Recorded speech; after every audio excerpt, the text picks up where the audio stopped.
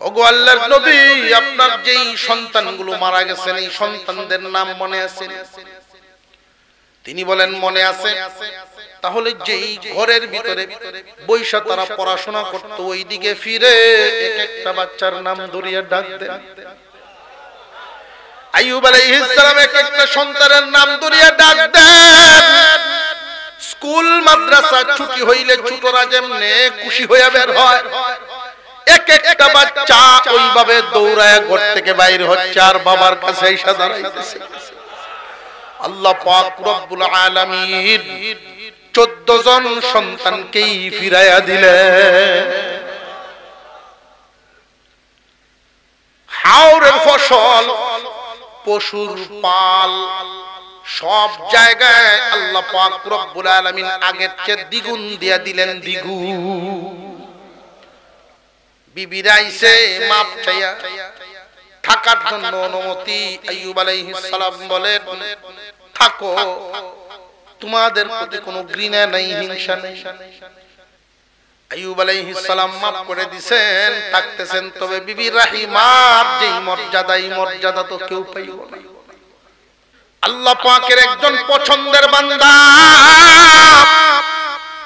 উনার নাম আইয়ুব। ওয়াজকুর আবদানা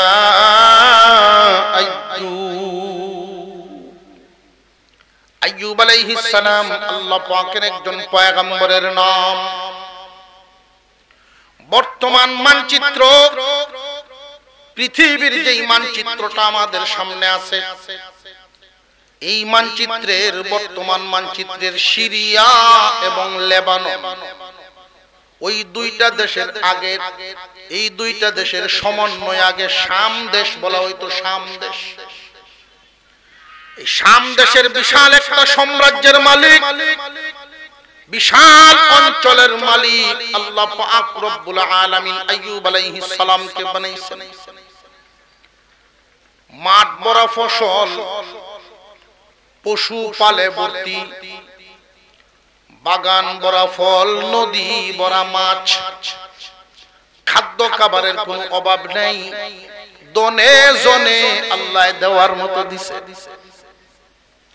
এত কিছু পাওয়ার পরেও আইয়ুব আল্লাহ বলেন না, মন আল্লাহর দিকে। আল্লাহর পয়গম্বর আইয়ুব আলাইহিস সালামকে আল্লাহ দেওয়ার মতো দিবেন, দনে জনে কোনো কিছুর অভাব নেই। বিশাল সাম্রাজ্যের মালিক তিনি, 4 জন বিবি, 14 জন সন্তান। দেশের মানুষ খুব সম্মানের চোখে দেখে সকাল বিকাল মানুষ সাহায্য আনার জন্য ওনার বাড়ি সকাল বিকাল লাইন ধরায়।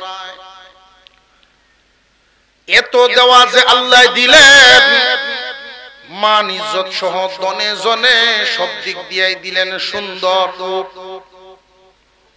এত কিছু পাওয়ার পরেও আইয়ুব আলাইহিস সালাম আল্লাহ বলেন না।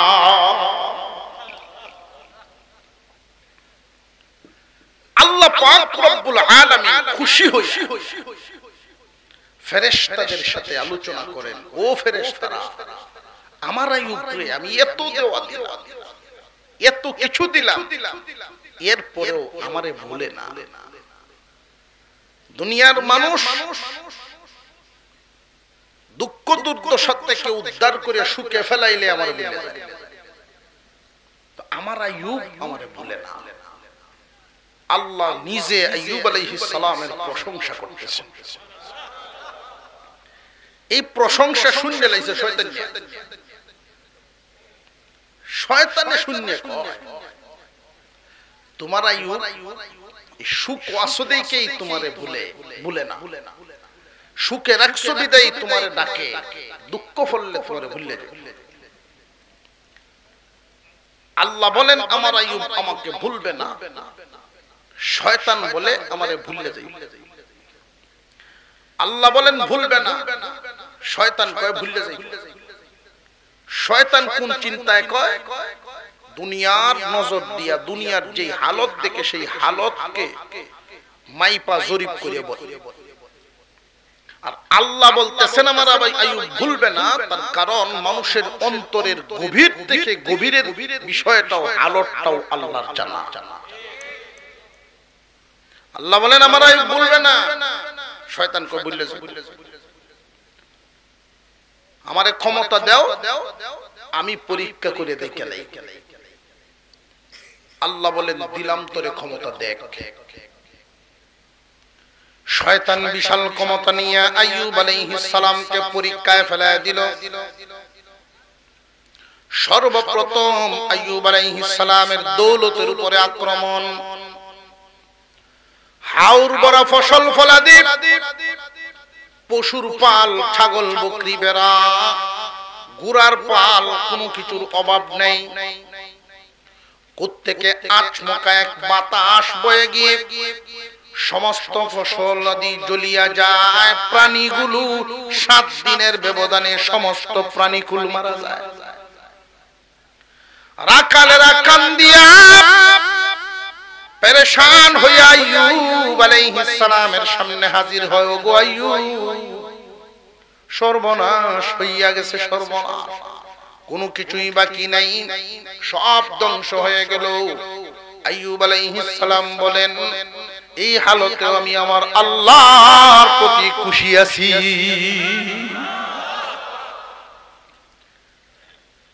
আইয়ুবের ধন গেল কিন্তু মন নড়ে না, কইলেই আল্লাহর প্রতি নারাজ হয়ে যায়। কিন্তু আইয়ুব আলাইহিস সালামের অন্তর নড়ে না। এবার শয়তান টার্গেট নিল জনের উপরে আক্রমণ করবে। 14 জন সন্তানাদি একজন শিক্ষকের কাছে পড়াশোনা করে, একটা ঘরের ভিতরে একজন শিক্ষকের কাছে পড়ে। আইয়ুব আলাইহিস সালামের 14 জন সন্তানের উপরে ঘরের ছাদ ভেঙে ফেলায়া দিল, ছাদের উপরে বেড়া ফেলায়া দিছে।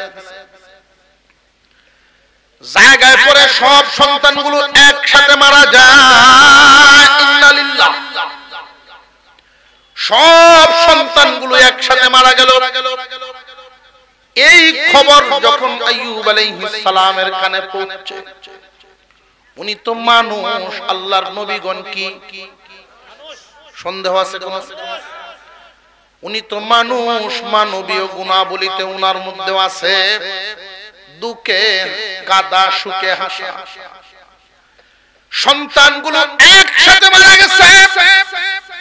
পিতা হিসাবে চোখের পানি ঝরে, মনে কষ্ট লাগে, কিন্তু জবান দিয়া প্রকাশ হয় আমি আমার এই হালতেও আল্লাহর প্রতি খুশি আছি। শয়তান কয় আশ্চর্য ব্যাপার, ধন গেল, জন গেল, কিন্তু মন তো নড়ে না। এবার শয়তান একজন মানুষের বেশ ধরিয়াইছে। এলাকার মানুষ সকাল বিকাল উনাকে সান্ত্বনা দেওয়ার জন্য আসতেছে দলে দলে।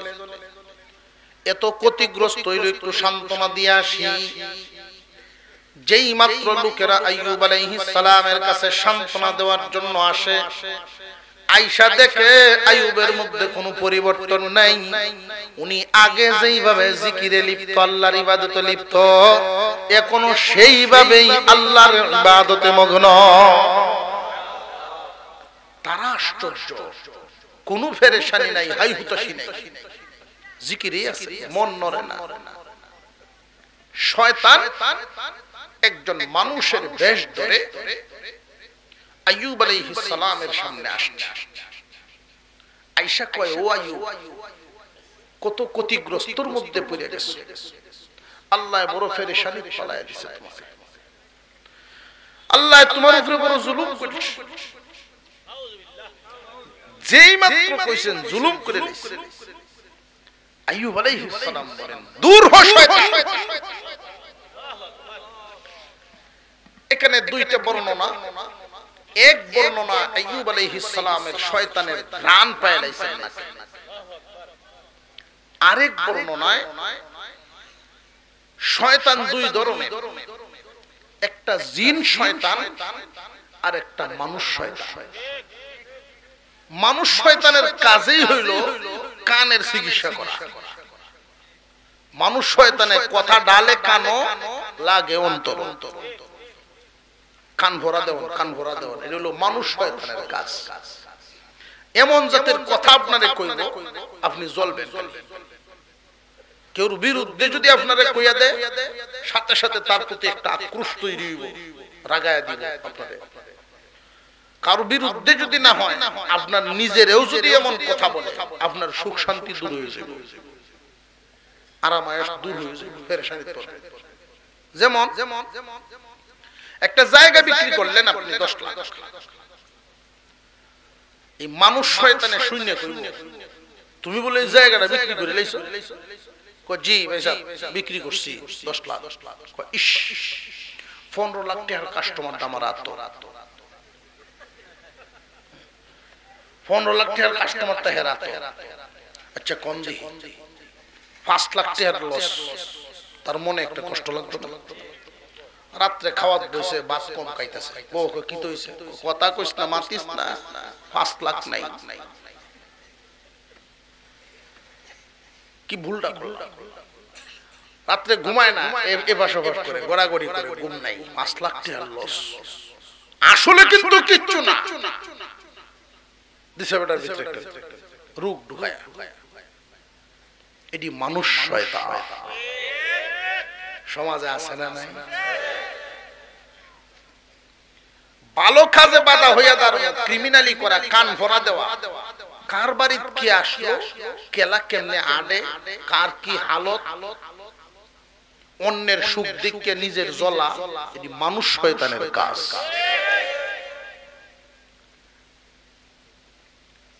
আইয়ুব আলাইহিস সালাম বলেন দূর হ শয়তান। যেই মাত্র এই কথা বলছে শয়তান দূর হয়ে গেছে, দৌড় শুরু করছে। তবে যাওয়ার সময় একটা বাতাস ছেড়ে গেছে, এক ধরনের একটা বাতাস, এটা উনার গায়ে লাগছে। রাত যখন হয়ে গেছে আস্তে আস্তে জ্বর আসা শুরু হয়েছে। রাত যত গভীর হয় জ্বরের পরিমাণ তত বাড়ে। সারা রাত খুব জ্বরে আক্রান্ত, সারাটা রাত গেল জ্বরে, পরের দিন গেল জ্বরে, পরের রাত্রিতে শরীরের মধ্যে এক ধরনের গুটি গুটি বাসা শুরু হয়ে গেছে, সারা দেহে গুটিতে ভরপুর। দেশের কবিরাজ হাকিমগণ জমা হওয়া শুরু হয়েছে আইয়ুবের এই রোগ। কোন কবিরাজই ভালো করতে পারে না। দিন যত যায় রোগের মাত্রা তত বাড়ে। এই গুটিগুলো আস্তে আস্তে বড় হইতেছে, ভিতরে পানি জমতেছে। এই পানির মধ্যে আবার এক ধরনের পোকা দেখা যায়। এই পোকাটা টেনে টেনে পানিটা খেয়ে ফেলে, কাঁচা গোশতের মধ্যে যখন কামড় মারে, আইয়ুব আলাইহিস সালাম যন্ত্রণায় চোখের পানি ছেড়ে দিতেন। তবু এই হালতের মধ্যেও শুকরিয়া আদায় বন্দনা। বান্দার জবান থেকে আলহামদুলিল্লাহ শব্দ শোনার জন্য আল্লাহর মায়ার নজর তাকায় তাকায়। বান্দা যখন জবান দিয়ে প্রকাশ করে আলহামদুলিল্লাহ, আল্লাহ এতটা খুশি হন জান্নাতের 8টা দরজা একসাথে খুলে দেন। বান্দা শুকরগুজার হইলে, আল্লাহর শুকরিয়া আদায় করলে আমার আল্লাহ বড় খুশি হয়। আইয়ুব আলাইহিস সালামের দিন যত যায় রোগের মাত্রা তত বাড়ে। এলাকার মানুষ বলা বলি শুরু করে দিল। আইয়ুবের প্রতি মনে হয় আল্লাহ নারাজ হয়ে গেছে। মানুষের রোগ হইলে বা মুসিবতে পড়লে দেখবেন মানুষ অনেক বলা বলি করে, করেন না? করেন না? কোন আলেম যদি ক্ষতিগ্রস্ত হয় না জানি তলে তলে কোন দোষের দোষী গো, কয় না? কয় না? বান্দা মুসিবতে পড়েন, যদি সবরকারী বান্দা হন আল্লাহ পাক এই মুসিবতের উসিলায় গুনাহ মাফ করিয়া দেন। ধৈর্যশীল হওয়ার কারণে তার মর্যাদা বাড়ায়া দেন। আল্লাহ পাক রব্বুল আলামিন আইয়ুব আলাইহিস সালামকে এত দেওয়া দিলেন, আস্তে আস্তে যাইতে যাইতে সব যাওয়া শুরু হইল, কিন্তু দিলের অবস্থা পাল্টে না। শয়তান মানুষকে একটা কুমন্ত্রণা শিখায়া দিছে, কানে কানে চলতেছে কথা। কি কথা? আইয়ুবের যে রোগ হইছে এটা সাধারণ কোন রোগ না গো। সাধারণ রোগ যদি হইতো চিকিৎসা সেবায় ভালো হইতো, সাধারণ রোগ না। এই রোগ যদি শহরবাসীর গায়ে ছড়ায় পড়ে, সুয়াচে রোগ সারা শহরে ছড়াইতে পারে। কেউ আইয়ুব আলাইহিস সালামের দ্বারে কাছে যায় না। আস্তে আস্তে মানুষ দূর হইতে লাগলো, উনার কাছের মানুষরা দূরে চলে গেছে। সকাল বিকাল যারা আসা যাওয়া করতেন কেউ উনার বাড়িতে আর যায় না। উনার 4 জন বিবি, এর মধ্যে 3 জনের হালত একরকম, একজনের হালত আরেক রকম। একজন তিনি ছিলেন রাহিমা, বংশীয়ভাবে এক বর্ণনা আইয়ুব আলাইহিস সালামের নাতনি, আরেক বর্ণনায় নাতনির ঘরের পুতনি। নবীর বংশধর, রক্ত খুব ভালো, যে কারণে স্বামীর কদর বোঝেন। আমরা তো আত্মীয় করতে গিয়া মেম্বার, চেয়ারম্যান, এমপি, মন্ত্রী এই জাতের রক্তের সিটা আছে কিনা লক্ষ্য করি। রক্তের সিটা যদি দেখতে চান, বংশীয় মর্যাদা দেখতে চান, আল্লাহ ওয়ালাদের রক্তের কোন ঘ্রাণ আছে কিনা সেটা তালাশ করতে হয়। বিবি রাহিমা স্বামীর খেদমতে কোনো ত্রুটি নাই, স্বামীর সঙ্গ ছাড়েন না। অসুস্থ স্বামী, সেবার যেন কোনো কমতি না হয় খুব খেয়াল করেন। নিজের হাত দিয়া শরীরের ময়লাগুলো সাফ করিয়া দেন। কোন জায়গায় শরীরের ময়লা হাত দিয়া সাফ করলে যদি ব্যথা পাইতেন, উনি জিহ্বার আগাটা দিয়ে সাফ করতেন। 3 বিবির হালত হলো ভিন্ন, দূরত্ব বজায় রাখে। দিন যত যায় রোগের হালত যেহেতু পরিবর্তন হয় না, যদি এই রোগ ছড়ায় পড়ে তাদের গায়ে, সেই বয়ে স্বামীকে ছেড়ে 3 জন চলে গেছে। আইয়ুব আলাইহিস সালাম বলেন, রাহিমা, আমার দূর অবস্থার মধ্যে, এই হালতের মধ্যে, অসুস্থ হালতের মধ্যে 3 জন বিবি চলে গেল, তুমিও চলিয়া যাও। কষ্ট করে কেন থাকবা, আমি তোমারে কেন বেঁধে রাখবো? বিবি রাহিমা বলেন, স্বামী হে, আপনি আমাকে বেঁধে রাখতে হবে না, আমি কোথাও আপনাকে ছেড়ে যাব না।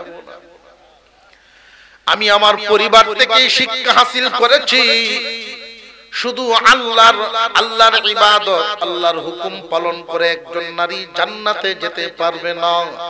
নারী যদি জান্নাতে যাওয়া লাগে, স্বামীর সন্তুষ্টির মাধ্যমে যাওয়া লাগবে। স্বামী যদি খুশি হন, আল্লাহ খুশি হন। পুরুষ জাতির জন্য মা বাবা যদি খুশি হন, তো আল্লাহ খুশি হন।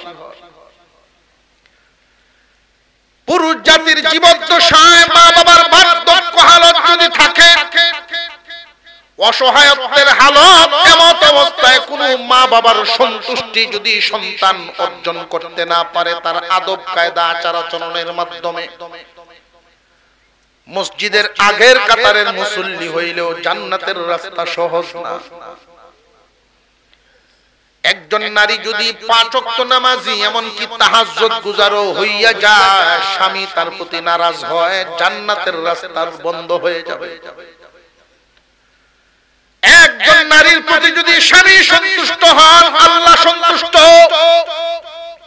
বিবি রাহিমা বলেন, স্বামী হে, আল্লাহর সন্তুষ্টি হাসিল করার জন্য, জান্নাতি হওয়ার জন্য আপনার সন্তুষ্টিটা হইল মাধ্যম। আপনার সন্তুষ্টি ছাড়া তো আমি সামনের দিকে যেতে পারবো না। সুতরাং আপনার এই হালতে ছেড়ে আমি কোথাও যাব না। আমার জীবন চলে গেলেও স্বামীর সঙ্গ ছাড়ব না।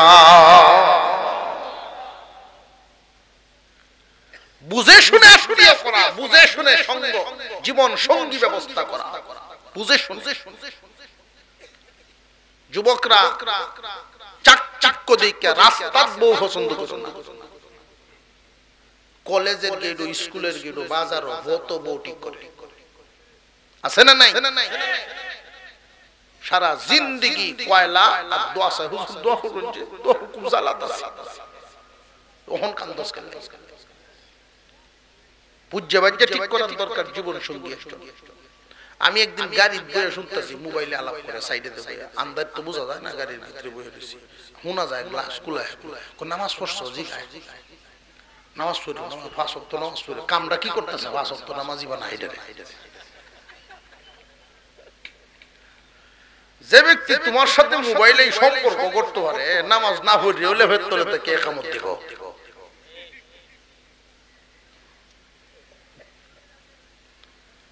নারীদেরও স্বামী চিহ্নিত করা, স্বামীকেও একজন সঙ্গী চিহ্নিত করা, বিয়ের আগেই ঠিকঠাক করা, কেমন মানুষটা নিয়ে তুমি জীবন নামক তরিতে উঠবা, লম্বা একটা সফর জীবন পাড়ি দিবা।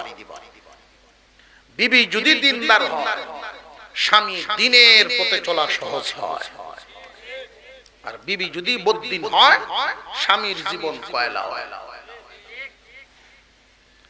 একবার আমার সামনে দাঁড়ায় বুড়া মানুষ, কয় হুজুর জান্নাতের আলোচনা করছিল, আমি যদি বেহেশতে যাই, বাবুল্যের মাও চাইব গেলে, উনি গেলে কি সমস্যা আপনার? এই 35 বছর হুজুর জ্বালাই আছে আমার, রাখছে দুনিয়ার জীবনটা যে ভাই গেছে, হে নজর দেন এটা আমার সামনে না বলে কি জ্বালাটা তার অন্তরটা।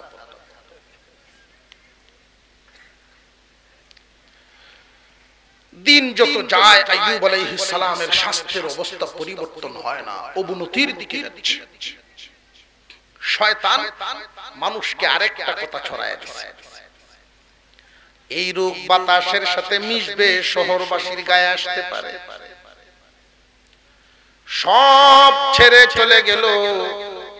গণ্যমান্য কিছু মানুষেরা বিকাল বেলায় আসছে, বিবি রাহিমাকে উপলক্ষ করে বলে, ও রাহিমা, আমরা শহরবাসী তোমার এই রোগী স্বামীর জন্য বড় আতঙ্কে আছি গো রাহিমা। কোন দিন কার গায়ে রোগ ছড়ায়া পড়ে, তাই তোমাকে বলি তোমার স্বামীরে নিয়ে শহর থেকে অন্যত্র কোথাও চলিয়া যাও,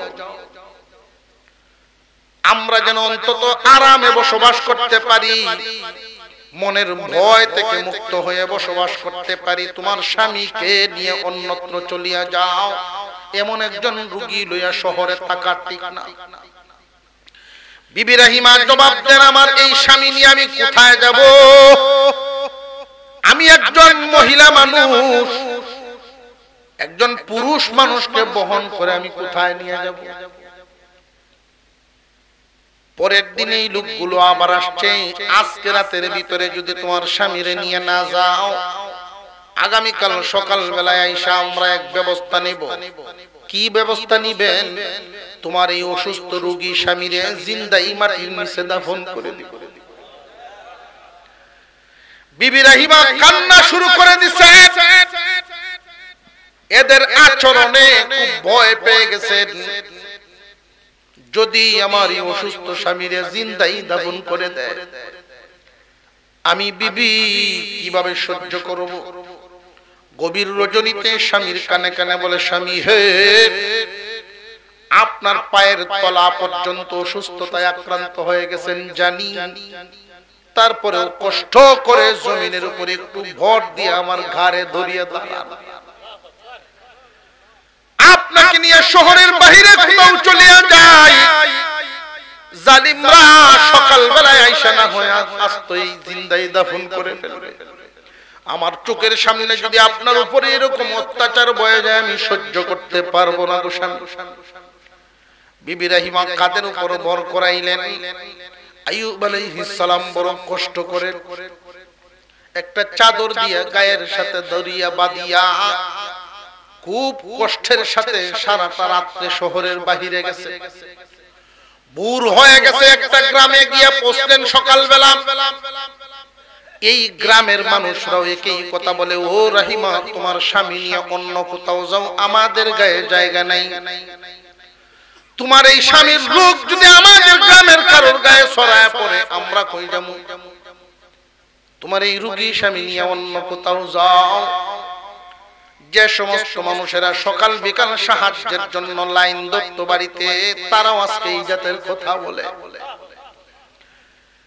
এমন অবস্থার মধ্যেও আইয়ুব আলাইহিস সালাম মনে মনে এদের কথা শুনে কষ্ট পান ঠিকই, কিন্তু জবানে আল্লাহর জিকির, আল্লাহর শুকর এবং আল্লাহ তোমার হালত, আমার এই হালতে তোমার প্রতি আমি খুশি আছি, এই হালতের মধ্যে আল্লাহর প্রতি খুশি আছি। কেমন অন্তর, অন্তর বদলে না। স্বামী এই হালতের মধ্যে স্বামীকে নিয়ে কোথাও যেহেতু জায়গা পান না, একটা জঙ্গল, বিশাল আকারের একটা জঙ্গলের কোনায় উনি একটু ঝুপড়ি বানাইছেন লতা পাতা দিয়া, স্বামীকে নিয়ে সেইখানে আশ্রয় নিলেন। ওই জায়গার মধ্যে থাকতেছেন, সাথে নেওয়া কিছু খাদ্য এবং টাকা, এই খাদ্য এবং টাকা যতদিন ছিল খাওয়াইতেছেন, স্বামীকে দেখতেছেন, সেবা করতেছেন। দিন যাইতে যাইতে এগুলো যখন শেষ হয়ে গেল, স্বামীর জন্য চিন্তায় পড়ে গেলেন। বিবি রাহিমা, আমার স্বামী রোগী মানুষ, খাইতে চাইলে কোত্থেকে খাবার দিব, কোন একটা বস্তু চাইলে কোত্থেকে দিব, পেরেশানির মধ্যে পড়ে গেলেন। কারণ রোগীরা দেখবেন তারা খায় কম কিন্তু চায় বেশি, খাইব কম চাইব, কার্তিক মাস আম চাইব, এমন আছে না? আমের সিজন আম চাইব, করতে দিবে। আর চাওয়া শুনলে সুস্থতার মনে কষ্ট লাগে, আরে যদি না দিতে পারি, এই আপত্তি লয়ে যদি মারা যায়। চতুর্দিক আত্মীয় স্বজনরে ফোনে বাড়িয়ে কথাবার্তা কইয়া টুয়ে, ওই রাজশাহী তো হিমাগারও রাখা, হেনতে আমার কয়া খালি আম, কারণ মনে চাইতেছে কিছু তৃপ্তি মিটায় খাও, তৃপ্তি মিটায় খাওয়ানোর লাগে দেখবেন কাটতে কুটতে দিছে দুই আম, এক হলি মুহলে সাওয়ার বায় বুঝা গেছে কয়া খালি খাই, কিন্তু এক ফুল দিয়ে খাইব কম চাইব। বিবি রাহিমা স্বামীর অনুমতি নিলেন, মানুষের বাড়িতে কাজ করে খাদ্য জুগাইবে।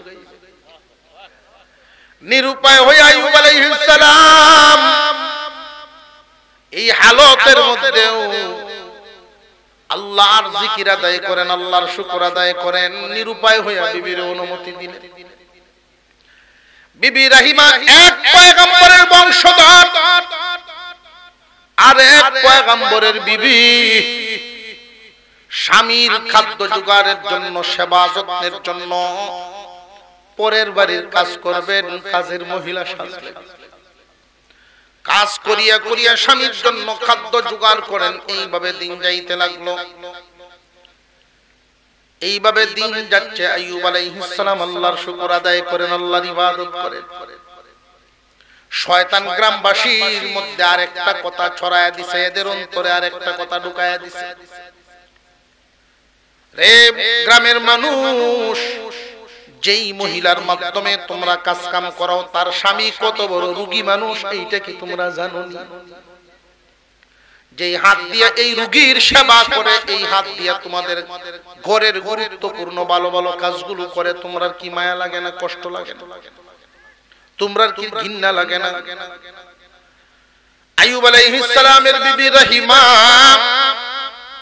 গ্রামে ঢুকছেন কাজের জন্য অন্য দিনের মতো। এমনি গ্রামবাসীরা কয়, রাহিমা গো, তোমার স্বামী বড় কঠিন রোগের রোগী। আমরা খবর পাইছি যেই হাত দিয়ে স্বামীর এই রোগের সেবা করো, এই হাত দিয়ে আমাদের ঘরের থালা বাসন দরবাইটা আমরা মানব না, আমাদের ব্যবহারের কাপড় চোপড় দরবাইটা মানব না, ভালো মানের কোন কাজ নাই। যদি তোমার স্বামীর জন্য কাজ করাই লাগে, একটা কাজ আছে, খোলা কুড়াল হাতে নিয়ে লাকড়ি চিরার কাজটা করতে পারবে। বিবি রাহিমা কত উঁচা বংশের মানুষ, কত সাম্রাজ্যশালী একজন মানুষের বিবি, স্বামীর সেবার জন্য অবশেষে এই শক্ত কুড়াল হাতে ধরিয়া লাকড়ি চিরার কাজ শুরু করছে। কয়েকদিন এই হালতে যাওয়ার উনার হাতে ফুসকা পড়ে গেছে, এখন আর আঙ্গুলগুলো বেতার কারণে টনটনি করে আর জমাইতে পারেন না, কুড়াল ধরার ক্ষমতা নাই। স্বামীর জন্য খাদ্য কোত্থেকে নিবেন? পর্যায়ে হাসানা চাইতেছেন একজন মহিলার কাছে, দোনাট্য মহিলা, বোন গো আমারে কিছু পয়সা কর্জা দেও, হাতগুলো যখন ভালো হয়ে যাবে আমি তোমারে কাজ করে উসুল করে দেব। মহিলা বলে, ও রহিমা, তোমার রোগী স্বামী, তুমি এত সুন্দর মানুষ, তোমার মাথার চুল এত সুন্দর, দেখো আমার স্বামীকে আমি মাথার চুল দেখাইতে পারি না, আমার চুল নাই, কিছু পয়সা দিতে পারি, কর্জা দিব না, একটা বিনিময়। সেটা কি? যে বিনিময় হলো যদি তোমার মাথার চুল আমার কাছে বিক্রি করে দাও। তোমার স্বামী অসুস্থ মানুষ, তারে চুল দেখায় কি করবা? বিবি রাহিমা বলেন, আমার স্বামীর কাছে এই চুলগুলো বড় পছন্দ, আমার স্বামীর বড় পছন্দ, ওনার দেখতে বড় ভালো লাগে। এই মহিলায় টাকা দিবে না, এই চুক্তি ছাড়া নিরুপায় হয়ে আমি খাদ্য কেমনে নিব? আমার স্বামীর তো খাওয়াইমু, ক্ষুধার্ত অপেক্ষায় পথ পায়ে ছায়া রইছে। অর্ধেক গুলো চুল দিয়া দিছে, টাকা নিয়ে খাদ্য কিনিয়ে যখন যাইতেছেন স্বামীর জন্য, শয়তান এক মানুষের বেশ ধরিয়া, কাছে যায় না, যদি গ্রান পায়ালায় দূরে তাকিয়া আইয়ুব আলাইহিস সালাম দেখি একটা ধোঁকা দিয়ে দিছে। আইয়ুব, তোমার বিবির হাতের খাওন কোত্থেকে আনে খবর রাখো, তোমারে হারাম খাওয়ায় হারাম। আইয়ুব আলাইহিস সালাম বলেন, আমার বিবির গায়ে রক্তই না, আমার বিবি আল্লাহর পছন্দের একজন বান্দি, আমার পরীক্ষিত বিবি, এই দূর অবস্থায় আমাকে ছেড়ে আমার বিবি যায় নাই, আমি বিশ্বাস করি না আমার বিবি আমারে হারাম খাওয়াইব। আইয়ুব আলাইহিস সালাম বিশ্বাস করেন না, শয়তানে কয়, তোমার বিবি চুরি করতে গেছিল গ্রামে, গ্রামবাসী চুরি ধইরা বিচার করে দিছে, তার মাথার চুল কাইটা দিছে, যদি বিশ্বাস না হয় মাথার কাপড়টা সরায় চুলটা দেখো, লাগায় দিয়েছে। বিবি রাহিমা খাদ্য নিয়ে আসছেন, আইয়ুব আলাইহিস সালাম খুব রাগান্বিত চেহারা নিয়ে বসে রয়েছে। রোগী মানুষ যারা হয় তাদের রাগও খুব তাড়াতাড়ি হয়, খুব বেশি হয়। দেখছেন প্যারালাইসিসের রোগী আত বেহায়া রাখে, এর পরে বউরে মারতে যায়। দেখছেন শুয়ে শুয়ে খুব কিরিমিরি করবে, কিজিমিজি করবে, উঠে লই তরে কথায়। তো বউ দূর থেকে কয়, আচ্ছা তেও কারো, তুমি দাঁড়াও, আর মারবা না, উডো তুমি। রোগী মানুষ রাগ হয় তার। বিবি রাহিমা খাদ্য নিয়ে আসছেন, আয়েশা দেখেন মোট রাগান্বিত চেহারা, কি হইছে স্বামী, মনটা খারাপ। বিবি রে, তুমি যে আমারে খাদ্য খাওয়াও, হারাম খাওয়াও না হালাল খাওয়াও? বিবির মনে একটা ধাক্কা লাগছে, আমি ইচ্ছাকৃত আপনাকে হারাম খাওয়াবো না, আমি জানি আপনার সন্তুষ্টিতে আল্লাহর সন্তুষ্টি, আমি আমার জীবন থাকতে আপনাকে হারাম খাওয়াবো না। তোমার মাথার কাপড়টা একটু সরাও তো দেখি। যেই মাত্র মাথার কাপড়টা সরাইলেন, চুল কাটা দেখতে পাইলেন, শয়তান যে বইলা গেছিল কথাটা বাস্তবতা মিলে গেছে। উনি খুব রাগে, তিনি বলতেছেন যে 100 বেত মারমু আমি যদি ভালো হই, আল্লাহর কসম, আল্লাহর কসম খায়া 100 বেত মারবেন বলে অঙ্গীকার করে ফেলছেন, আল্লাহর নামে কসম খেয়ে ফেলছেন। আমি যদি সুস্থ হই 100 বেত করে মারবেন। বিবি রাহিমা বলেন, তবু আপনি সুস্থ হন গো স্বামী, 100 বেত যদি আমার খাওয়া লাগে, দুনিয়া থেকে বিদায় হয়ে যাব, তবু আপনি সুস্থ হয়ে যান। বিবি রাহিমার হাতটা দেখাইলেন, এই হলো হালত। আমি কুড়াল ধরতে পারি না, কর্জায় হাসানা চাইছিলাম, পাই নাই। অর্ধেক খানা চুল বিক্রি করে খাবার আনছি। তখনকার শরীয়তে জায়েজ ছিল, আমাদের শরীয়তে জায়েজ না। অনেক মহিলা মা বোনরা মাথার চুল আশ্রাইয়া চিরুনির মধ্যে বেজে থাকা চুলগুলো পলিথিনে জমা করে, ফেরিওয়ালা আসলে এটা সেটা নেই, এটা হারাম। শুধু কি সুদ খাওয়া হারাম না, এটাও হারাম। মহিলা মা বোনদেরকে জানায় দিবেন সাবধান, এটা গায়ের একটা অঙ্গ, শরীরের অংশ, এটা মাটির নিচে দাফন করতে হয়, মাটির নিচে দাফন করবা। বিবি রাহিমার হাতগুলো দেখা আইয়ুব আলাইহিস সালাম চোখের পানি ছেড়ে দিয়েছে। পরের দিন বিবি রাহিমা যখন কাজের দিকে যাচ্ছেন, একজন বুড়া মানুষ জীর্ণশীর্ণ, তিনি ডাকতেছেন, ও রহিমা, তোমার স্বামী বড় রোগী, খুব বেশি অসুস্থ, তুমিও খুব কষ্ট করতেছো, আমি একটা চিকিৎসা দিবার চাই, ঔষধ নিয়ে ব্যবহার করো। এই যে তরল জাতীয় জিনিসটা আছে ওইটা গায়ে ব্যবহার করবা, মাখবা, তোমার স্বামীর দেহ ভালো হবে। আর এই যে এক টুকরা মাংস দিলাম, এটা নিয়ে তোমার স্বামীকে খাওয়াইবা, শরীরে শক্তি সঞ্চার। তবে হ্যাঁ, এই চিকিৎসা নেওয়ার ক্ষেত্রে তোমার স্বামী রাজি নাও থাকতে পারে। তোমার স্বামীর অনুমতি ছাড়া যদি ব্যবহার করতে পারো ভালো হয়, চেষ্টা করবা অনুমতি ছাড়া যেন করো। সে শুনলে নিবে না, জানলে নিবে না।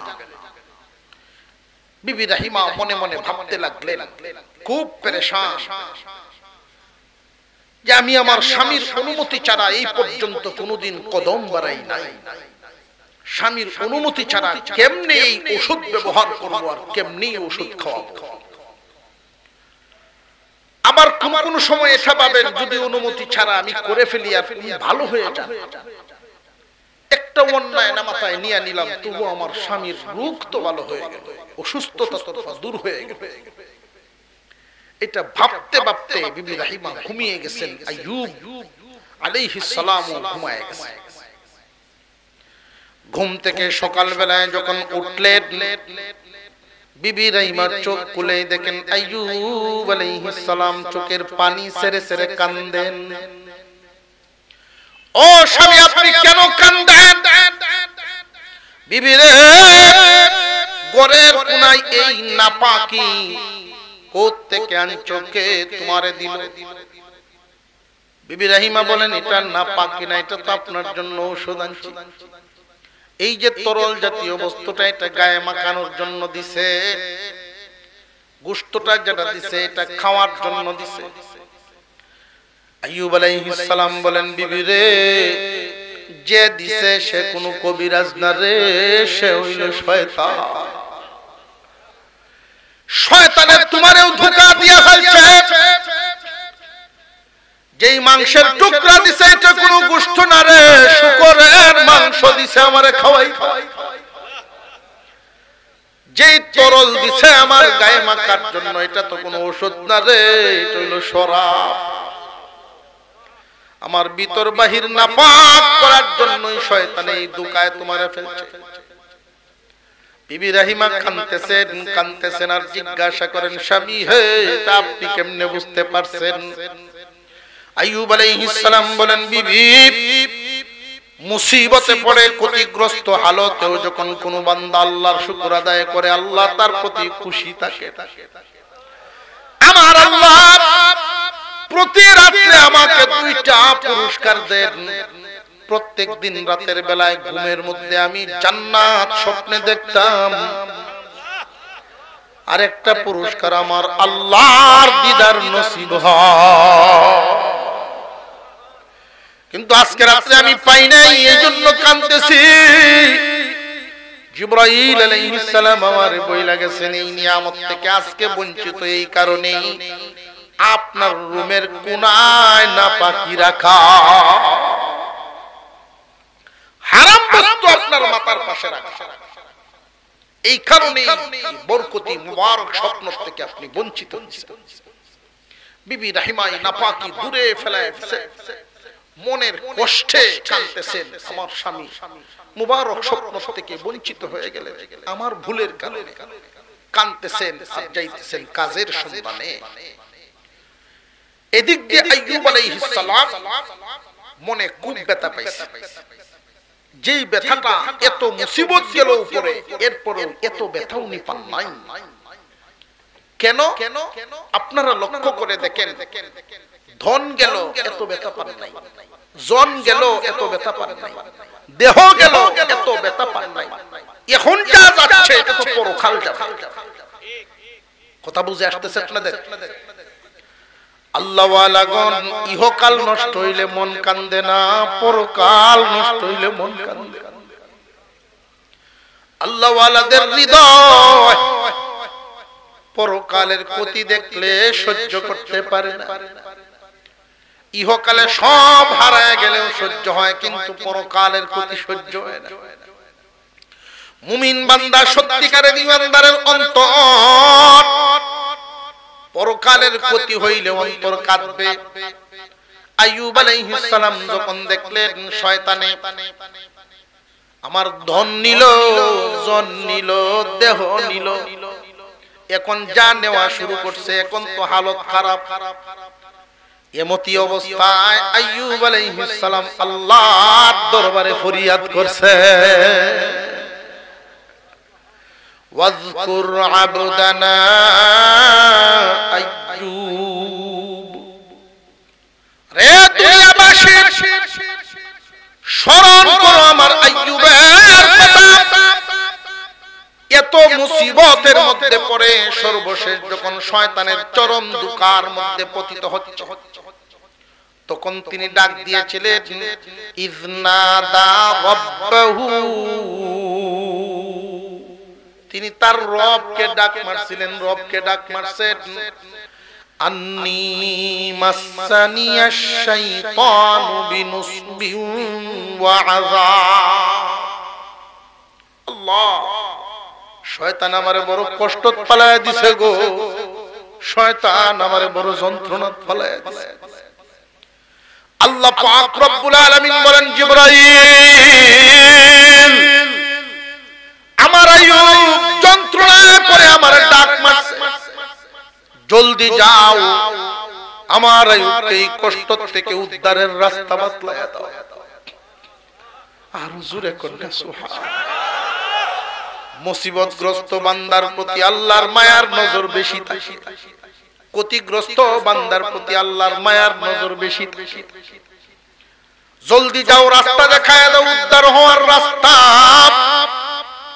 জিবরাইল আলাইহিস সালাম আসলেন, ওগো আল্লাহর পয়গম্বর, আল্লাহ আমাকে পাঠিয়েছেন, আপনি জমিনে একটা আঘাত করেন, উরকুদ বিরিজলিক, আপনার পা দ্বারা জমিনে আঘাত দেন।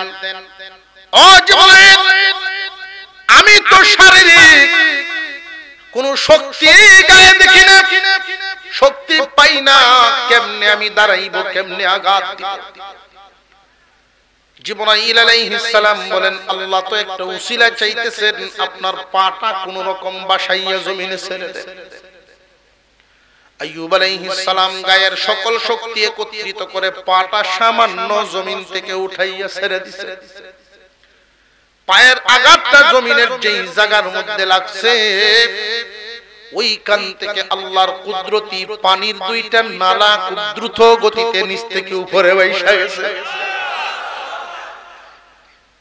হাযা মুগতাসালুম বারিদুন ওয়া শারাব। ওগো আল্লাহর নবী আইয়ুব, এই পানি আল্লাহর রহমতি বরকতি পানি।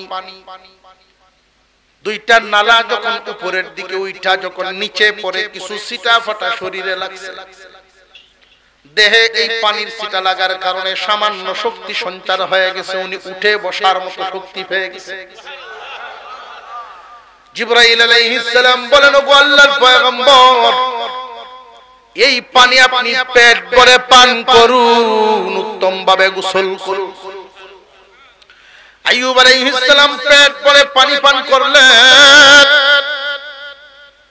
পেট ভরে পানি পান করার সাথে সাথে উনার শরীরের যত ব্যথা যত দুর্বলতা সব দূর হইয়া 25 বছর বয়সে যেমন উনার শারীরিক শক্তি ছিল এমন শক্তি সঞ্চার হয়ে গেছে।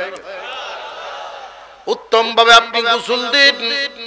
উনি যখন এই রহমতি পানি গায়ে ডালা শুরু করলেন, উনার গায়ে যত রোগ ছিল এটা হাতে মুছার মতো কাদা যেমন দূর হয় এইভাবে গা থেকে সব চলে যাওয়া শুরু হয়েছে।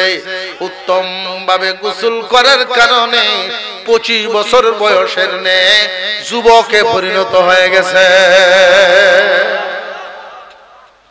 জিবরাইল আলাইহিস সালাম 2 সেট কাপড় দিয়ে গেছেন, 2 জোড়া। এই এক জোড়া আপনার জন্য হাদিয়া, আপনি পরিধান করুন। আর এক জোড়া আপনার বিবির জন্য আল্লাহর পক্ষ থেকে হাদিয়া। আপনার বিবি স্বামী ভক্ত বিবি, আল্লাহ তার প্রতি খুশি হয়ে গেছে। এই জন্য এই পানি তারেও পান করাইবেন, উত্তম ভাবে গোসল দেবেন, এই কাপড় পরিধান করাইবেন। অন্যান্য বিবিরা স্বামীর সঙ্গ দেয় নাই, সেবা করে নাই, মন জয় করে নাই, নিয়ামত পায় নাই। এই বিবি কুরবানি দেওয়ার কারণে যার কুরবানি হয় যত বড় তার উপর আল্লাহর মেহেরবানিটাও তত বড়। উনি কাপড় পরিধান করে দূরে দাঁড়িয়ে আছেন বিবির অপেক্ষায়। বিবি রাহিমা আসছেন খাদ্য হাতে নিয়ে, খাবারের বাটিটা। আয়েশা দেখেন ঝুপড়ির ভিতরে স্বামী নাই। দেইকা গেছিলেন, কাঁদতেছেন, স্বামীরে কাদা অবস্থায় দেইকা গেছিলেন। এখন স্বামী নাই। বিবি রাহিমার মনে বড় ভয় আয়েশা গেছে, আমার স্বামী তো হাঁটতেই পারে না, দাঁড়াইতে পারে না, আমার স্বামী কোথায় গেল? জঙ্গলের কোন হিংস্র জানোয়ার আমার স্বামীরে মনে হয় নিয়ে গেছে কামড় দিয়া। চিল্লায় কাঁদতেছেন, আল্লাহ আল্লাহ করতেছেন, আল্লাহ তুমি কি আমার প্রতি নারাজ হয়ে গেছো? আমি আমার সাধ্য অনুযায়ী তোমার পয়গম্বরের খেদমত করেছি, আমার প্রতি কি কোনো নারাজি নাকি গো তোমার? এই বান্দারে কই নিছো? এমনি পিছন থেকে নাম ধরে ডাকতেছেন, রাহিমা আমারে কোন প্রাণী নেই নাই রে, আল্লাহ আমারে সুস্থ বানায়া দিছে। বিবি রাহিমা ঘাড় ঘুরায় তাকাইছেন, চেহারা চিনতে পারেন। এত সুন্দর একজন যুবক দূরে দাঁড়ায় আছেন। কে আপনি? বিবি রে আমি তোমার আইয়ুব, আল্লাহ আমারে সুস্থ করে দিছেন, তুমিও আসো আমার কাছে, তুমিও আসো। আইয়ুব আলাইহিস সালামের কাছে যখন গেলেন, এই পানি তুমিও পান করো, উত্তম ভাবে গোসল করো। বিবি রাহিমা উত্তম ভাবে গোসল করলেন, পেট ভরে পানি পান করলেন। বিবি রাহিমার শারীরিক দুর্বলতা দূর হইয়া উনিও সেই 18 বছরের নে স্বাস্থ্য পায়া গেছে। আল্লাহ হাদিয়া দিছেন, এই জামা পরিধান করো। জিবরাইল আলাইহিস সালাম বলে গেছেন, এবার আর জঙ্গলে না, পরীক্ষায় আপনি পাস, আপনি আপনার জায়গায় চলে যান। আপনার যা গেছিল ডাবল ডাবল আল্লাহ দিবেন। ওয়াহাবনা লাহু আহলাহু ওয়া মিসলাহুম মাআহুম রাহমাতাম মিন্না ওয়া যিকরা লিউলিল আলবাব। জ্ঞানীদের জন্য শিক্ষা রহিয়াছে, কিয়ামতের কঠিন ময়দানে আল্লাহ যখন আমাদেরকে জান্নাতে ঢুকাইবেন, বুড়া মানুষ বুড়া থাকবে না, জওয়ান হয়ে যাবে। জান্নাতের সামনে ঝর্ণা রাখা আছে, এই ঝর্ণার পানি দিয়ে যখন গোসল দেওয়া হবে, বান্দার মধ্যে পরিবর্তন আইসা কালো মানুষ সুন্দর হবে, বুড়া মানুষ জওয়ান হবে। বাটি মানুষ, ছোট মানুষ বড় হবে, প্রত্যেকটা মানুষের বডি হবে আদম আলাইহিস সালামের বডির মতো, চেহারা সৌন্দর্য হবে ইউসুফ আলাইহিস সালামের মতো, কণ্ঠস্বর দেওয়া হবে দাউদ আলাইহিস সালামের মতো, বয়স দেওয়া হবে 33 বছরে পরিণত, জীবনে কোনোদিন 33.5 হবে না, চেহারার মলিন্য কোনোদিন আসবে না, চির যৌবন ধরে রাখবে আল্লাহ। জ্ঞানীদের জন্য শিক্ষা রাখিয়াছেন, আল্লাহ যদি ইচ্ছা করেন, যার ওগো আল্লাহর নবী, আপনার যেই সন্তানগুলো মারা গেছেন এই সন্তানদের নাম মনে আছে? তিনি বলেন মনে আছে। তাহলে যেই ঘরের ভিতরে বৈশা তারা পড়াশোনা করত, ওই দিকে ফিরে এক একটা বাচ্চার নাম ধরিয়া ডাক দেন। আইয়ুব আলাইহিস সালাম এক একটা সন্তানের নাম ধরিয়া ডাক দেন। স্কুল মাদ্রাসা ছুটি হইলে ছোটরা যেমনে খুশি হইয়া বের হয়, এক একটা বাচ্চা ওইভাবে দৌড়ায় ঘর থেকে বাইরে হচ্ছে আর বাবার কাছে এসে দাঁড়াইতেছে। আল্লাহ পাক রব্বুল আলামিন 14 জন সন্তানকেই ফিরাইয়া দিলেন। হাওরের ফসল, পশুর পাল, সব জায়গায় আল্লাহ পাক রব্বুল আলামিন আগের চেয়ে দ্বিগুণ দিয়া দিলেন, দ্বিগুণ।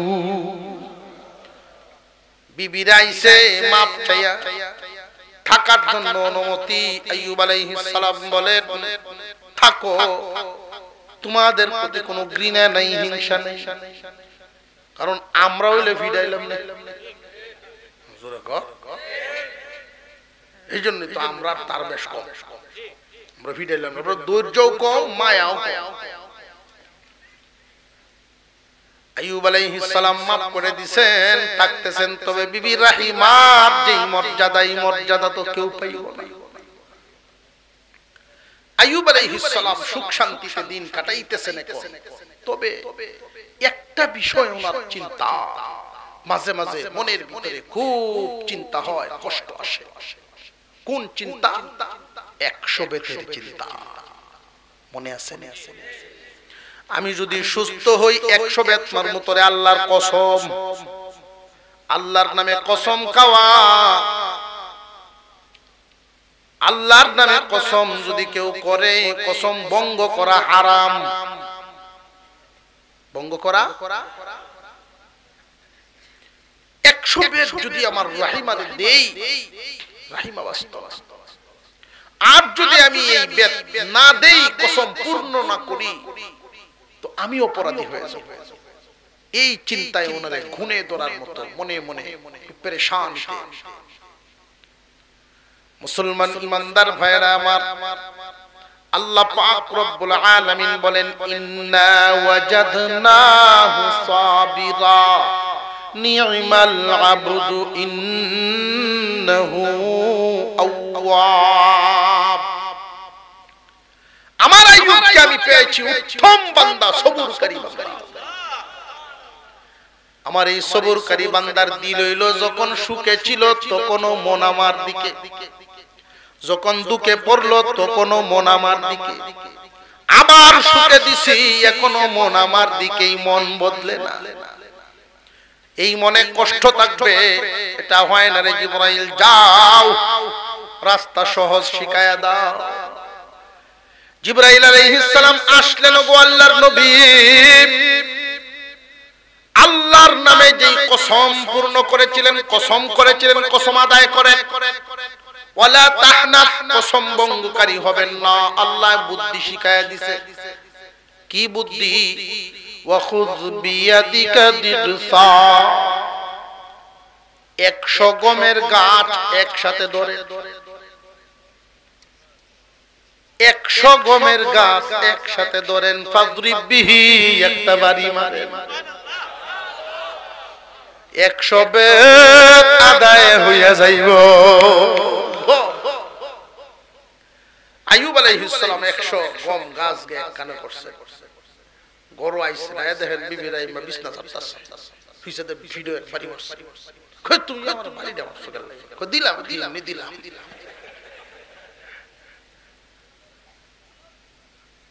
বিবি রাহিমার এমনি স্মরণ হয়ে গেছে, আপনি তো কসম খাইছিলেন আরো দিবেননি। না রে বিবি আর না, এই যে দেখো 100 গম গাছ এক বাড়িতেই আদায় হয়ে গেছে। বিবি রহিমাও শুকরিয়া আদায় করলেন যে আল্লাহ আমাদের জন্য সহজ করে দিবেন। কোন বান্দার দিলের হালত যদি এমন করতে পারে, কঠিন কাজ তার জন্য আল্লাহ সহজ করে দেন। দিন যাইতেছে, সুখে দিন কাটাইছে। জিবরাইল আলাইহিস সালাম একদিন আইছেন, আপনি কেমন আছেন এখন? আইয়ুব আলাইহিস সালাম বলেন, ভাই জিবরাইল শুনো, আমি আগেও ভালো ছিলাম, পরেও ভালো ছিলাম, এখনো ভালো আছি। তবে গো জিবরাইল, তোমার একটা কথা বলি, শুনে রাখো। মানুষ যখন দুনিয়াতে ক্ষতিগ্রস্ত হালতে থাকে, মুসিবতে থাকে, আল্লাহর মায়ার নজরে থাকে।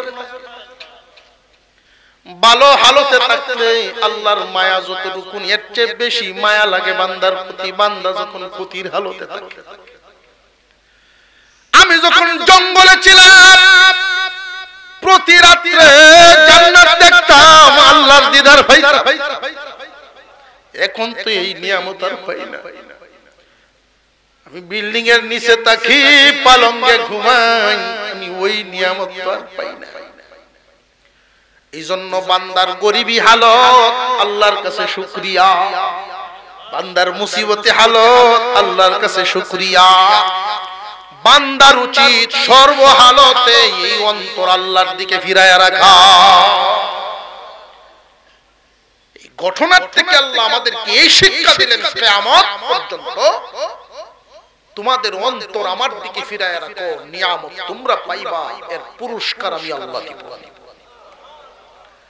যেই বান্দা আল্লাহকে ভুলে যায়, গরিব থেকে ধনী হয়ে আল্লাহ ভুলে গেছে, সে ক্ষতিগ্রস্ত হবে, নিজের ক্ষতি হবে। ভালো হালত থেকে মন্দের দিকে গিয়ে আল্লাহর প্রতি অধৈর্য হয়ে গেছে, শয়তানের ধোঁকায় পড়ে এমন কথা বলছে, ঈমান হারা হওয়ার লক্ষণ। আল্লাহর কোনো ক্ষতি নাই, তুমি ক্ষতিগ্রস্ত হইবা। আল্লাহ পাক রব্বুল আলামিন যেন আমাদেরকে বুঝার তৌফিক দেন, মানার তৌফিক দেন, বলুন আমিন। আর হুজুরে বলেন আমিন।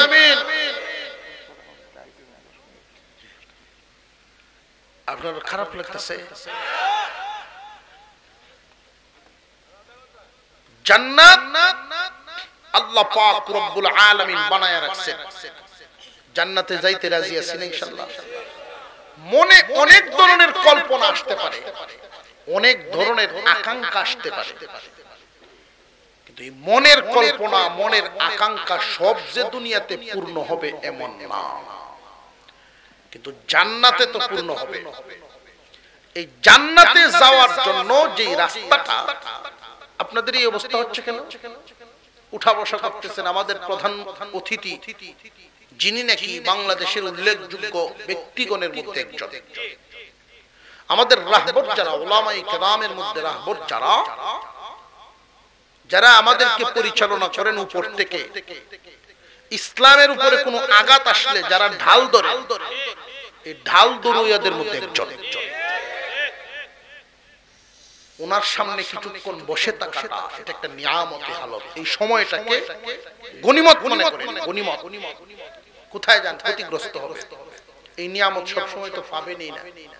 অনেক বড় মানুষ এই নিয়ামত সব সময় পাবেন না। আপনারা চিনেন, জানেন, আমাদের নেত্রকোনার মাওলানা রফিকুল ইসলাম মাদানী সাহেব খুব ক্ষতিগ্রস্ত ছিলেন, জেলখানায় ছিলেন। তার ছুটার পিছনে যার অবদান ওনার। উনি একটা কথা বললেন, এই কথাটার ওয়েট, ওজন অনেক সর্বমহলে। কারণ উনি আমরার মতো তো এরকম ওজনী লোক না, অনেক ওজনী লোক।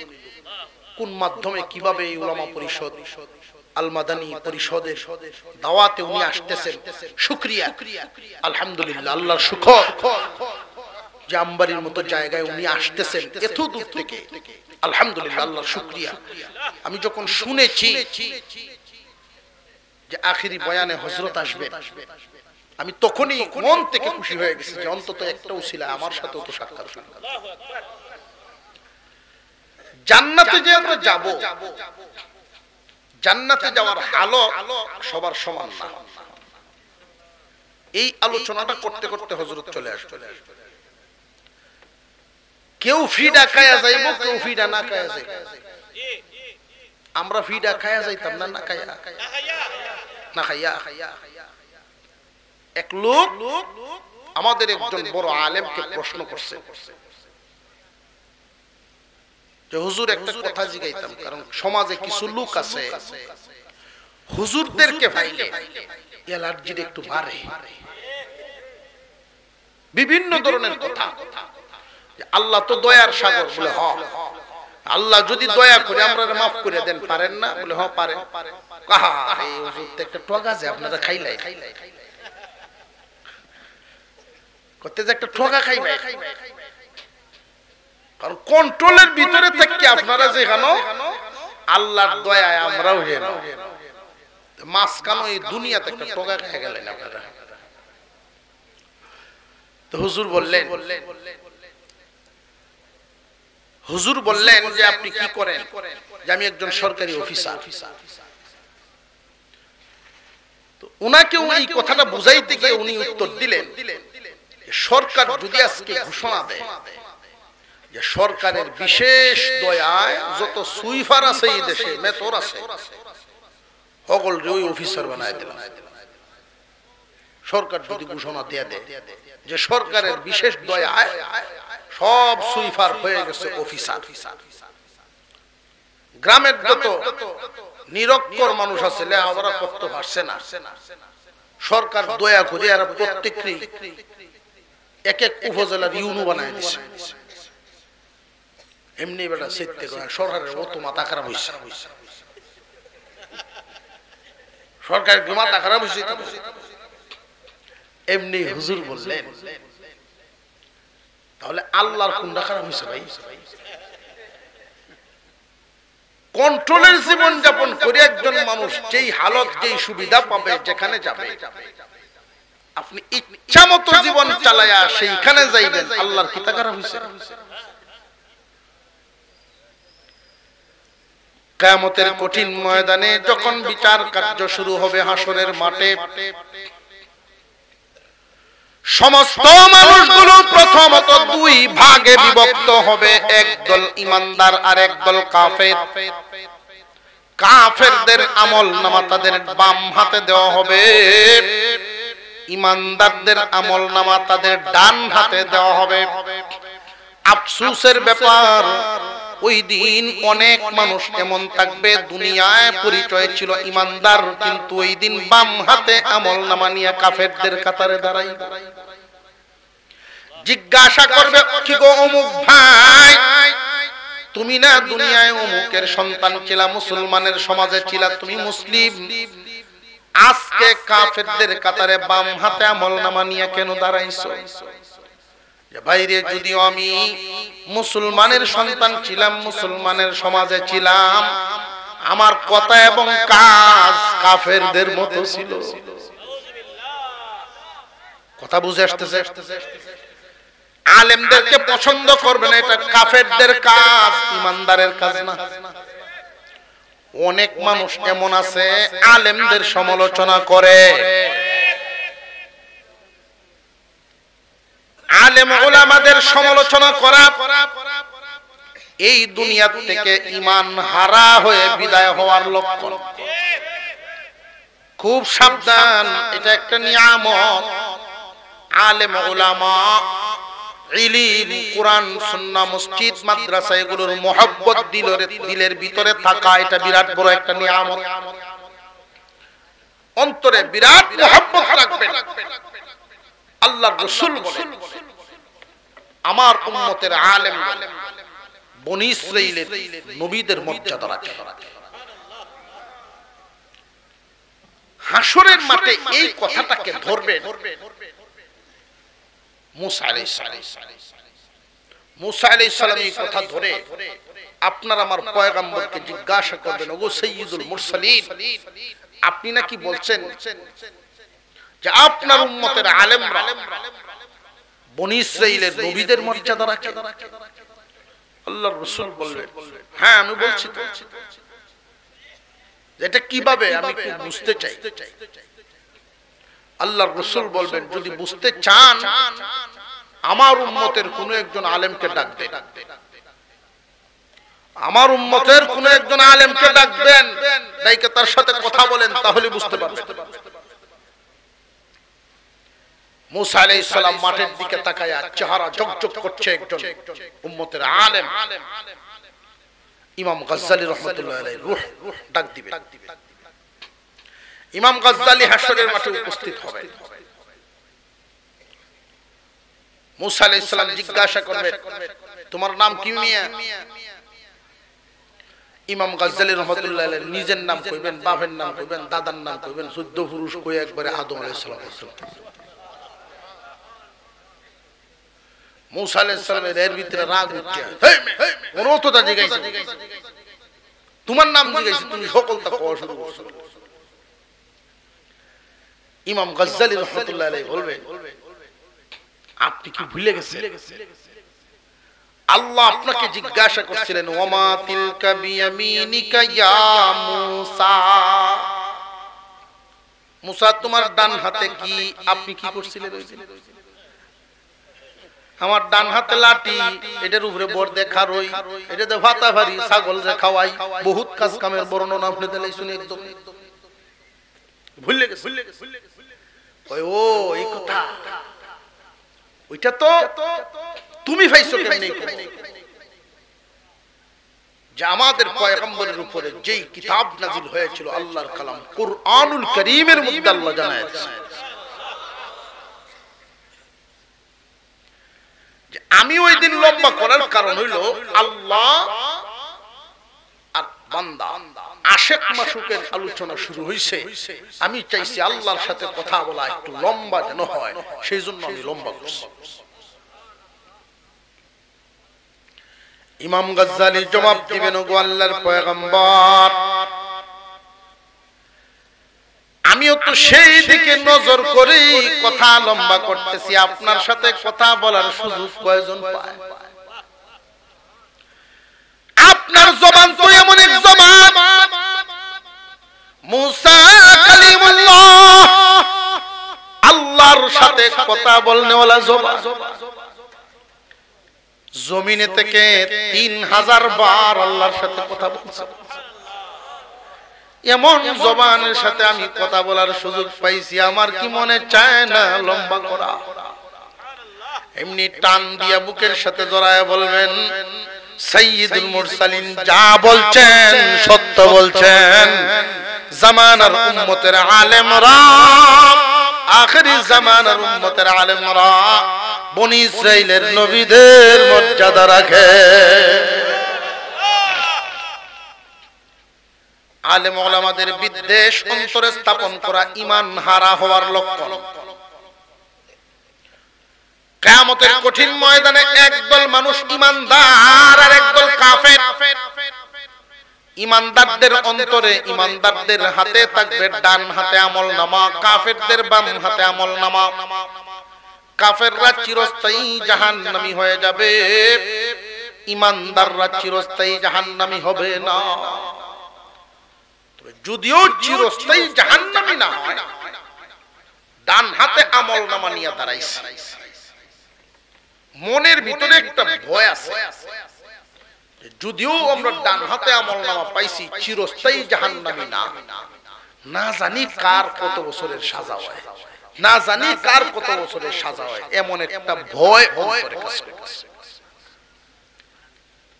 এমনি আল্লাহ পাক রব্বুল আলামিন ঘোষণা দিবেন ডান হাতে আমলনামা, ডান হাতে আমলনামা পাইছো যারা ঈমানদার, 3 ভাগে বিভক্ত হয়ে যাও। কয় ভাগ? 3 ভাগে বিভক্ত করবেন ঈমানদারদেরকে ওই দিন। আমরা ওই দিন কোন ভাগে পড়ব আল্লাহ পাক কি ভালো জানে। ঈমান নিয়ে যদি দুনিয়া ছাড়তে পারি, ডান হাতে আমলনামা নিয়া ওই 3 দলের যে কোনো এক দলে আল্লাহ রাখবেন।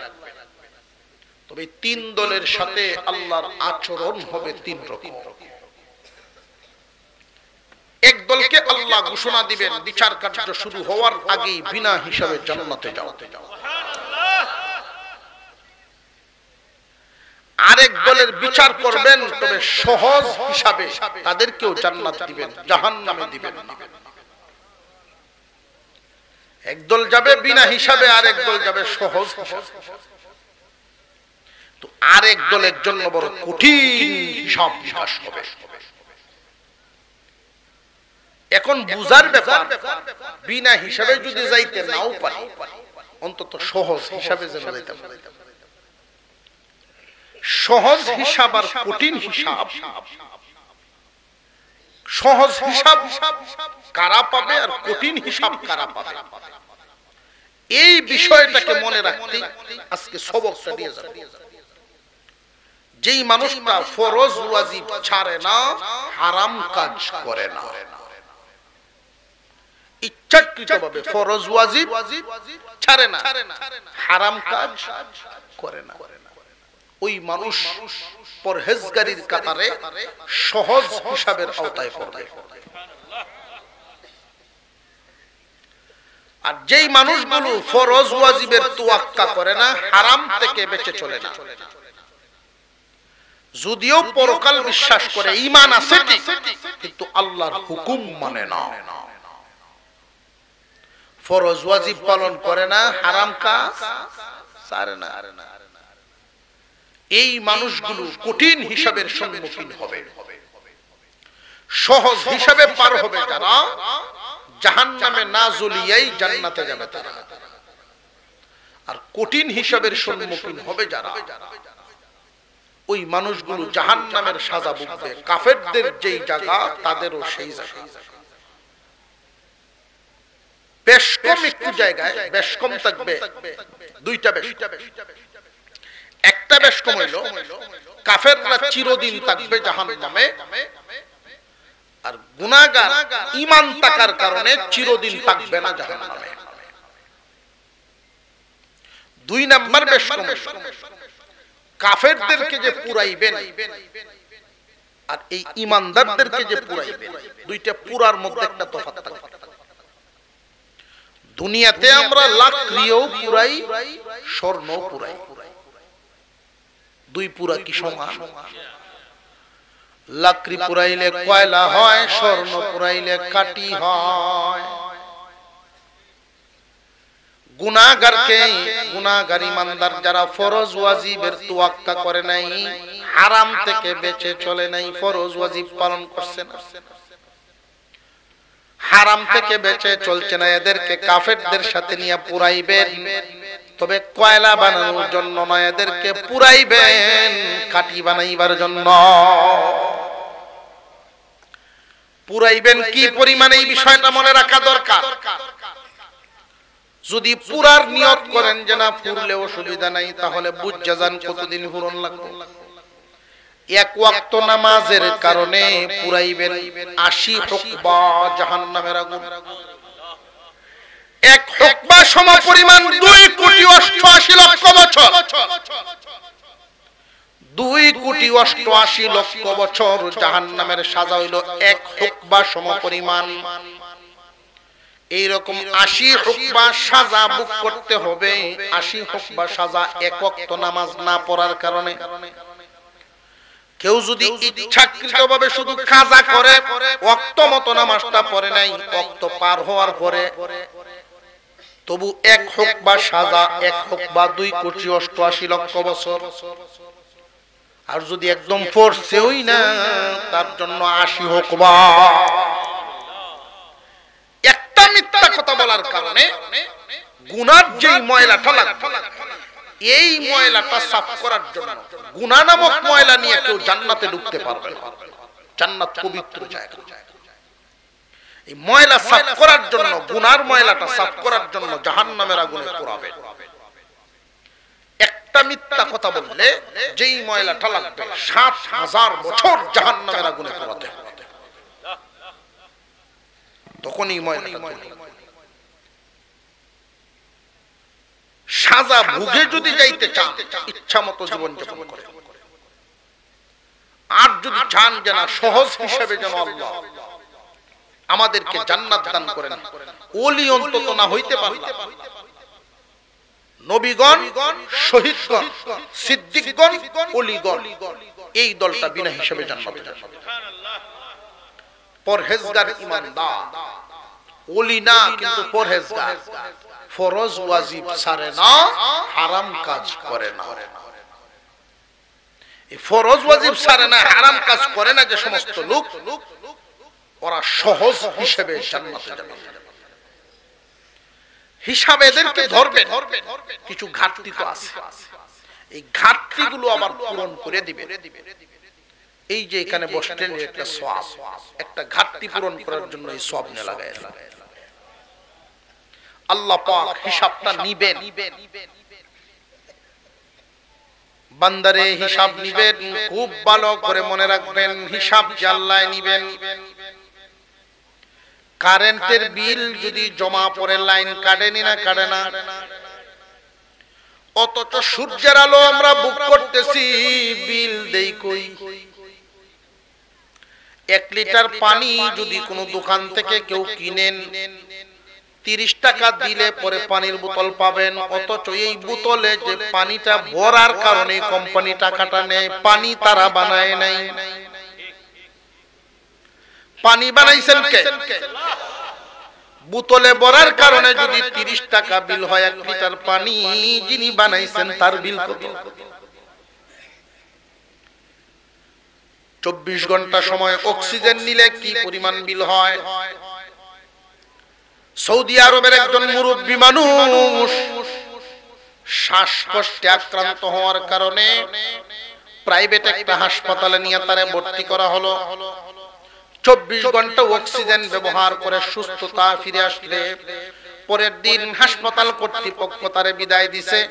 বিল পেপার রাইখা গেছে টেবিলের মধ্যে, যে ক্যাশ কাউন্টারে বিলটা পরিশোধ করে রোগী নিয়ে যাবেন। রোগী নিজের হাতেই যখন কাগজটা নিয়ে দেখে 3200 রিয়াল, 24 ঘন্টার অক্সিজেন ব্যবহার, চোখের পানিটা রাখতে পারেন নাই, ছেড়ে দিছে। ছেলে মেয়েরা সবাই ডানে বামে হাজির। বড় ছেলে ডাক দিয়া কয়, আব্বা 3200 রিয়াল বিল দেইকে আপনি কেঁদে দিলেন, অথচ এই পরিমাণ পয়সা আমরা এক বৈঠকেই খরচ করে ফেলি। এটা কোনো তো বিষয়ই না, কান্দেন কেন? মুরব্বী মানুষ জবাব দেন, বাবা রে, এই জন্য কান্দি না, 24 ঘন্টা অক্সিজেন নেওয়ার কারণে বিল না দিয়া বের হওয়ার সুযোগ নেই। যিনি আমার জন্মের পর থেকে এই পর্যন্ত অক্সিজেন দিয়ে বাঁচায় রাখছেন, উনার দরবারে না জানি কত বিল জমা হইছে। এই বিল আদায় করার সময় তুমি ভুক্ত থাকতো না, ওই বিল আদায় করার সময় তো আমার বিবি, আমার মেয়েরা থাকবে না। ওই বিল আমার বিল আমারই দেওয়া লাগবে, আমার বিল আমারই দেওয়া লাগবে। এই ঘাটতিগুলো পূরণ করবেন অতিরিক্ত আমল দিয়া। মনে রাখতে হবে মূল নীতিটা, ফরজ ওয়াজিব ছাড়ব না, হারাম কাজ করব না। মনে থাকবে নি?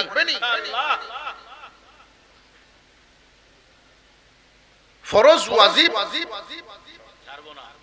হঠাৎ হঠাৎ আদায় করলে এটা আদায় হয়।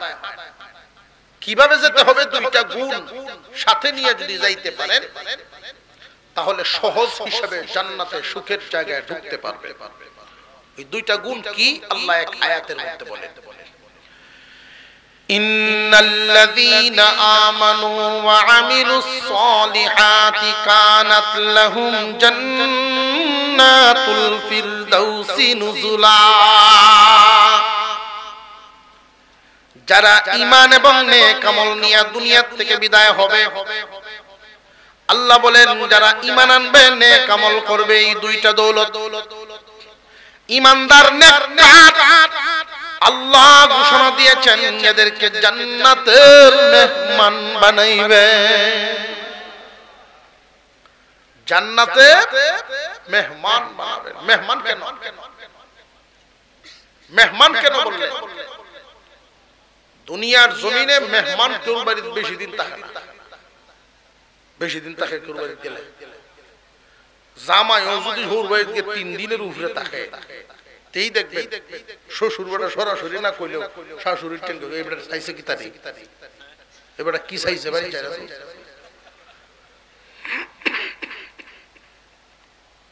আল্লাহ তো আমাদেরকে জান্নাতে মেহমান ঘোষণা দিলেন কয়দিন রাখবেন পরের আয়াতে আল্লাহ নিজেই ভয় ভেঙে ঘোষণা দিয়ে দিবেন বান্দার মনে যেন ভয়টা না থাকে ভেঙে যায় আল্লাহ বলেন খালিদিনা ফিহা লা ইয়াবগুনা আনহা গরিবের বাড়ির মেহমানও যদি হন সকালে নাস্তা করার পরে দুপুরে কি খাবে এই চিন্তা মেহমানের না এটা বাড়িওয়ালা বিছানায় ঘুমাইলে বিছানাটা বাস করার দায়িত্বটাও মেহমানের না এটাও বাড়িওয়ালার সকল কিছু পূরণ করে দেওয়া খেয়াল করা বাড়িওয়ালার কাজ মেহমান মেহমানের মতোই থাকে আল্লাহ বলে যারা ঈমান এবং নেক আমল নিয়ে আসবে জান্নাতে আমি মেহমান বানায়া রাখবো মনে যা চাইবো আমি তারে তাই দিব তার অন্তরে চাইতে দেরি আমি দিতে দেরি করব না চিরদিন মেহমান বানায়াই রাখবো এখন বুঝাইছেন মেহমান কেন আল্লাহ পাক আমাদের মেহমান বানায় রাখবেন চিরদিন মেহমান বানায় রাখবেন ঈমান এবং নেক আমল ঈমান তো সহজে পাইছি ঈমান পাইছি আমরা সহজে মুমিনের ঘরে জন্ম নেওয়ার কারণে ঈমানদার হয়ে গেছে খুব সহজেই ঈমানদার হয়েছে ঈমান নামক দৌলত হাসিল করতে গিয়ে কোনো কুরবানি দেওয়া লাগে নাই ত্যাগ দেওয়া লাগে নাই সহজেই ঈমানদার হয়ে গেছে এখন শুধু নেক আমলদার হইতে হবে আর এই নেক আমলদার কারে কয় যখন নেক কাজ ফরজ ওয়াজিব ছাড়বো না হারাম কাজ করব না হারাম করে না অভ্যাস হয়ে গেছে হারাম না করার অভ্যাস হয়েছে ফরজ ওয়াজিব পালন করার অভ্যাস হয়েছে এই নেক কাজ যখন অভ্যাসে পরিণত হবে আপনি নেককারদের খাতায় নাম উঠাইলেন হঠাৎ করলেন হঠাৎ না নেককারদের কাতারে নাম উঠছেন ব্রাহ্মণগাঁও পার হয়ে গেছেন প্রধান অতিথি আলহামদুলিল্লাহ বলেন ব্রাহ্মণগাঁও থেকে আসতে আর কতক্ষণ লাগবে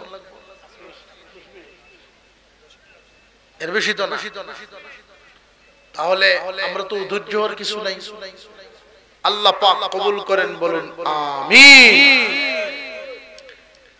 আমার কাছে এক লোক একটা বাচ্চা নিয়ে আইছে ফু দেওয়াই যে বাচ্চার কি সমস্যা কইলে পেশাবের আমল হইছে কি রে পেশাবের আমল হয় কেমনে হুজুর প্রত্যেক দিনও বিছনা করতে দেয় প্রত্যেক দিনও বিছনা করতে দেয় আমরা তো প্রত্যেক দিন করলে বুঝি না আমল এবারে বুঝে এটা যেটা অভ্যাসে পরিণত হয় রেগুলার হয় ওইটা হইলো আমল হঠাৎ হঠাৎ মাঝে মাঝে করলেন এটার নাম কাজ এটা আমল না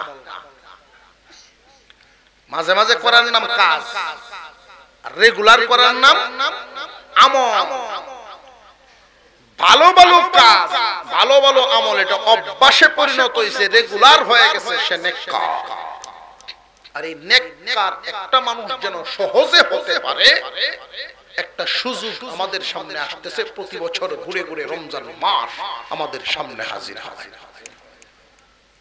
রমজান মাস আল্লাহ পাক আমাদের উপরে দিয়া রমজানের রোজা ফরজ ঘোষণা দিয়া আয়াতের শেষাংশে আল্লাহ বলেন লাআল্লাকুম তাত্তাকুন যেন তোমরা মুত্তাকি হতে পারো রমজানকে কেন দিলাম মুত্তাকি হওয়ার জন্য আল্লাহ ওয়ালা হওয়ার জন্য নেককার হওয়ার জন্য যে রমজান দিয়া নেককার কিভাবে বানাইবেন আল্লাহ রমজান দিয়া নেককার বানাবেন তোমার ভিতরে যে নেক কাজ করার আল্লাহর হুকুম পালন করার মতো যোগ্যতা গুণ সিফত আছে এটা তুমি নিজে বুঝো কেমনে সারা দিন রোজা রাখার কারণে পেটে ক্ষুধা পানির পিপাসা কিন্তু ইফতারের আগে পানি খাওয়া যাবে না ভাত খাওয়া যাবে না কোন খাদ্য গ্রহণ করা যাবে না রোজা রাখলে মনের চাহিদাও আসতে পারে বিবির কাছে যাইতা, গল্প গুজর করতা, আমোদ ফুর্তি করতা, কাম ভাব মনে আসতে পারে, স্পর্শ করতে পারবা।